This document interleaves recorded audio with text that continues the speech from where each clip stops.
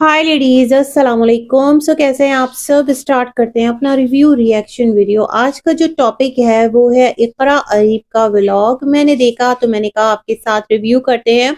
Hot topic है जनाब। और डकी के फैमिली फ्रेंड्स हैं इकरा और अरीब, और इकरा के मुंह भोले भाई बने हुए हैं डकी।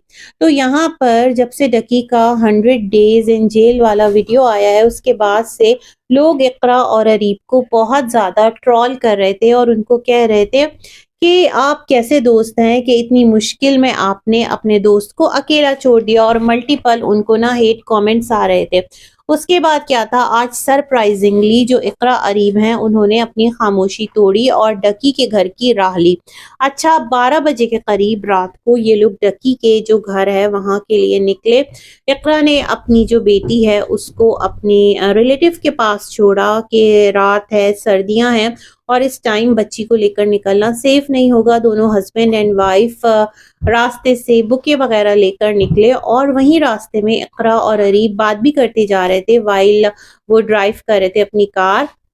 तो अरीब ने कहा कि हमें किसी की वैलिडेशन नहीं चाहिए कि मतलब अगर हमने डकी के लिए कुछ किया उस फेज में तो हम लोगों को ये बताएं, और फिर जो अपने सब्सक्राइबर्स हैं उनकी एक सिंपैथी कह लें या प्यार कह लें या ये सारा कुछ अपनी व्यूअरशिप के लिए करें।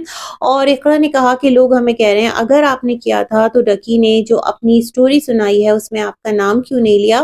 तो इकरा सेठ के भाई वो डकी की आप बीती थी, मतलब जो उनके 3 मंथ्स एक जेल कस्टडी में जुडिशियल जो भी उनका मामला रहा, और फिर उन पर जो केसेस हुए, वो अरेस्ट हुए, इदारों में उनके साथ क्या क्या चीजें हुई, वो उन्होंने अपनी जो ऑडियंस है जो कि मिलियंस पर मबनी है। और अब तो डकी पाकिस्तान के पहले यूट्यूबर हैं कि जिनका 10 लाख सब्सक्राइबर काउंट होने वाला है माशाअल्लाह।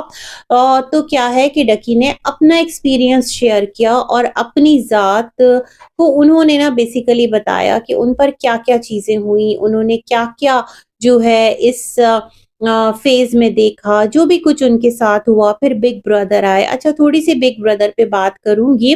क्या बिग ब्रदर का जो फेस है वो रिवील होने वाला है, और बिग ब्रदर जो कि एक शैडो पर्सनैलिटी बन के रह गए हैं और कोई हीरो हैं वो डकी की जो लाइफ है उस जर्नी में 100 डेज की, तो क्या अब वो मंजर आम पर आ जाएंगे। कुछ ऐसा होने वाला है क्योंकि जो इकरा डकी का जो एक रेस्टोरेंट का पेज है ना 4, उसके ऊपर एक कम्युनिटी पोस्ट कह रही हूँ, सॉरी, क्योंकि यूट्यूब पे बात कर रहे होते हैं ना मोस्टली, तो एक जहन में कम्युनिटी पोस्ट और वीडियोस यही रहता है। लेकिन बेसिकली उस पर क्या हुआ है कि एक पोस्ट आई है जहां पर 11 दिसंबर 2025 को कुछ स्पेशल होने वाला है, और लोग उस पोस्ट को बड़ी पजीराई दे रहे हैं और मिल रही है।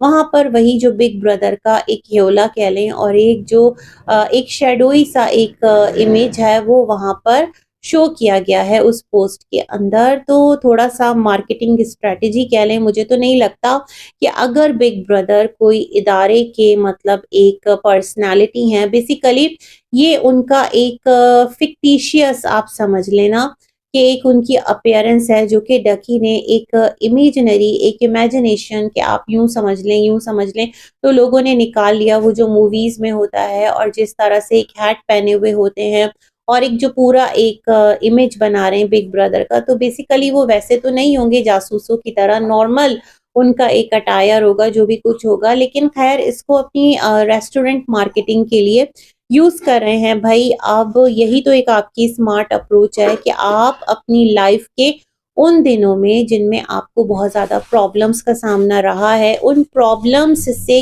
कैसे आप अपनी लाइफ में आगे बढ़ते हैं और किस तरह चीजों को रिलेट करते हैं मैटर्स ना।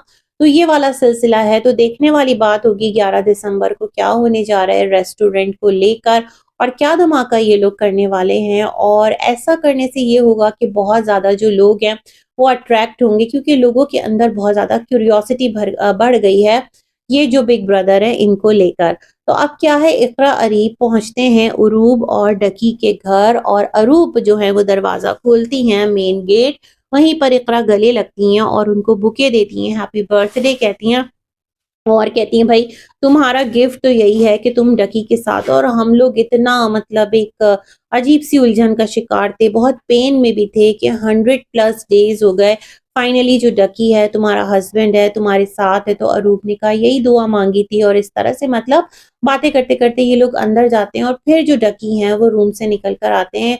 इकरा और अरीब कहते हैं क्या डकी कहाँ है, तो कहती हैं शायद वो सो रहे हैं, मगर वो जिस तरह निकल के आते हैं तो उसे देखकर तो नहीं लगा कि वो सो रहे थे। और फिर यहाँ पर जो डकी है वो कहते हैं कि इतने सारे फ्रेंड्स हैं, दोस्त हैं, लेकिन उसमें से ये वाहिद दोस्त है। जब डकी जुडिशियल हो गए थे, मतलब पहले तो वो इदारों की तहवील में थे, उनको इन्वेस्टिगेशन के लिए रखा हुआ था, जो भी एक रिमांड वगैरह पर, लेकिन जब उनको जुडिशियल किया गया और जेल कस्टडी किया गया, तो वहां पर जो इंसान उनसे मिलने गया तो वो थे अरीब, और खाली हाथ नहीं गए, अच्छा खासा अमाउंट जो है वो भी लेकर गए। और ये वो मौका था जब इकरा के घर उनकी जो एक बेटी है उसकी डिलीवरी हुई थी। मतलब इकरा ने अगर भाई बोला, अरीब ने अगर फैमिली समझा डकी फैमिली को, तो उस अपनी खुशी के मोमेंट पर वो कि उस टाइम इकरा पर भी मतलब केसेस का हम सुन रहे थे, और इस तरह से कि इन पर भी कुछ चार्जेस हैं, और ये भी आ रहा था कि इकरा ने अपनी जो प्रेगनेंसी है उसको यहाँ पर रीजन बनाया है कि वो बाद में आकर इन्वेस्टिगेशंस को ज्वाइन करेंगी, जो भी मामलात है। तो बेसिकली खुद इकरा अरीब की जो लाइफ है उसमें अपने बहुत ज्यादा प्रॉब्लम्स थे, और एक नॉर्मल जो इंसान है ना, वो जब इस तरह की किसी के साथ चीजें हो रही होती है तो वो बैक हो जाता है, जबकि वो खुद भी उन चीजों में कहीं ना कहीं इंडल्ज हो रहा हो, उसको भी इन्वॉल्व किया जा रहा हो। लेकिन अरीब ने यहाँ पर जो एक फ्रेंडशिप है, जो एक दोस्ताना है, जो एक फैमिली उनका आपस का मामला है, तो मैं समझती हूँ कि बड़ी बात है अरीब ने डकी का ख्याल किया। और उस टाइम के जब इकरा हॉस्पिटल में थी, उनके घर बेटी हुई थी, तो ये तमाम तर जो खुशी है उसको मतलब डकी तक पहुंचाने भी गए, क्योंकि डकी से कहा था जब भी बेटी हुई तो सबसे पहले तुम्हें खबर दूंगा, लेकिन मौका ऐसा आ गया, हालात ऐसे हो गए। तो खैर वो जाते हैं, और डकी ने कहा कि ये अच्छा खासा एक अमाउंट लेकर आते हैं, इन्हें पता नहीं होता कि पैसों का किस तरह से यूज होगा। तो डकी सेठ के वहां पर कुछ ऐसा सिस्टम था कि कुछ बैंक और कुछ अकाउंट्स बने होते हैं जहां पर आपके जान पहचान वाले जो भी अमाउंट लेकर आते हैं तो उसको ऐड कर दिया जाता है, और फिर उससे आप कुछ चीजें खरीद सकते हैं। ऐसा कोई सेटअप है, अल्लाह ना करे कि किसी को इन मामलात का सामना करना पड़े। बट जो डकी की जर्नी थी 100 डेज की, उसके अंदर ऐसा जो एक पूरा सेगमेंट था ना, जहां पर उनको उनके दोस्त की तरफ से एक इतना बड़ा रिलीफ प्रोवाइड किया गया था, क्योंकि ये वो टाइम था जब डकी की फैमिली के तमाम तर अकाउंट्स फ्रीज कर दिए गए थे। मतलब उनके पास सब कुछ था, लेकिन उनके हाथ बांध दिए गए थे कि वो उन चीजों को इस्तेमाल नहीं कर सकते थे। और पैसा ऐसी चीज है कि वो आपके पास है और आप उसको यूज नहीं कर पा रहे, अपने लिए कोई रिलीफ हासिल नहीं कर पा रहे, तो सोचे कितना बड़ा एक ट्रॉमा है। लेकिन यहाँ पर अरीब ने अपनी दोस्ती निभाई, और डकी ने कहा कि उन पैसों से फिर उसने 3 महीने तक सैंडविच स्प्रेड और बहुत सारी ऐसी छोटी छोटी चीजें, कैचअप और पता नहीं क्या क्या चीजें खरीदी, और 3 महीने जो है इजीली उसके वहां पर कटे। मतलब ये भी एक आसानी दोस्त की तरफ से प्रोवाइड की गई। साथ ही साथ अरीब ने कहा हम इसलिए नहीं आए हैं, कोई बात नहीं, तू भाई है। इस तरह की बातें जो है वो अरीब जो है वो करते रहे। साथ इकरा जो है उनको भी बोला डकी ने कि अरूब और फैमिली का बहुत ख्याल रखा है इन लोगों ने, क्योंकि पैसे नहीं थे और उस तरह भी हेल्प की है, और वो सारा वो रिफंड कर देंगे। बट इकरा ने कहा नहीं नहीं, तुम भाई हो और भाइयों से कौन पैसा लेता है। मतलब इस हद तक सपोर्ट किया। लेकिन जाहिर सी बात है वो एक डकी का मोमेंट था जो डकी ने अपनी पूरी जर्नी बताई, और जाहिर सी बात है वहां पर देखें एक जो है ना यूट्यूबर्स भी हैं, ये बात तो तस्लीम करने वाली है ना, कि जो एक उनकी तरफ सिंपैथी आ रही है, उनकी तरफ एक प्यार आ रहा है, लोग उनके साथ रिलेट कर रहे हैं, क्योंकि जो भी कुछ हुआ उनके साथ डकी के साथ, तो उसको कोई नहीं कह रहा कि वो एक जस्टिफाइड था, है ना। जो भी कुछ था अगर उन पर प्रूफ हो जाता तो फिर जो उसकी सजा होती वो अलग, लेकिन जो एक सुलूक उनके साथ किया गया कि जिसके नतीजे में अभी ऐसा है कि जो इनके केस के आईओ थे वो अंडर कस्टडी हैं, क्योंकि डकी ने अपने तमाम तर अकाउंट्स, लैपटॉप, मोबाइल्स और इस तरह की जो चीज़ें हैं उनकी रिकवरी के लिए भी कोर्ट में अप्रोच किया है, अप्लाई किया है थ्रू अपने लीगल काउंसिल के। तो वहाँ से यही रिपोर्ट्स आ रही हैं कि जो इब्तिदाई तफ्तीशी अफ़सर है, मतलब जो इदारे हैं, उन्होंने ये कहा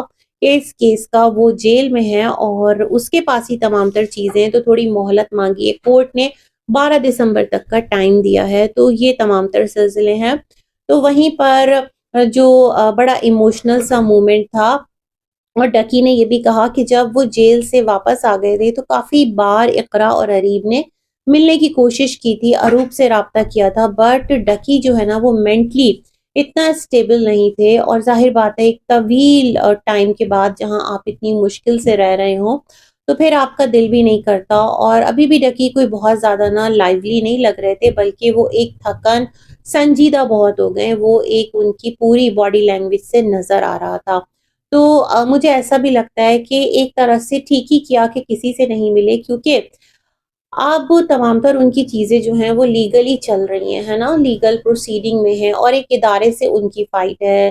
कुछ ऑफ़िसर्स हैं कि जो जिन्होंने इनके साथ कुछ आप कह लो कि ज़्यादती की, है ना? तो ये तमाम तर चीज़ें अभी कोर्ट्स में हैं, तो अपने लीगल काउंसिल के अकॉर्डिंग जो डकी हैं उनको मामलात करने होंगे, उनको मुलाकातें करनी पड़ेंगी, उनको स्टेटमेंट्स देना पड़ेगा। किसी और के व्लॉग में अगर आते हैं तो वो क्या बोलते हैं, ये तमाम तर जो बातें हैं वो बहुत ज़्यादा मैटर करती हैं।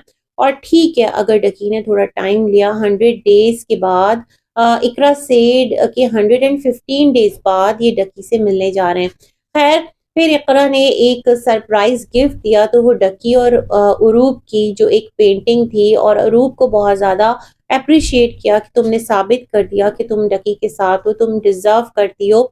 वाक़ियतन तो बड़ी प्यारी पेंटिंग थी हस्बैंड एंड वाइफ की, और इसी के साथ इक़रा जब वापस आती हैं तो एक इसी तरह की हैंड पेंटिंग जो है अरीब और इक़रा की भी थी।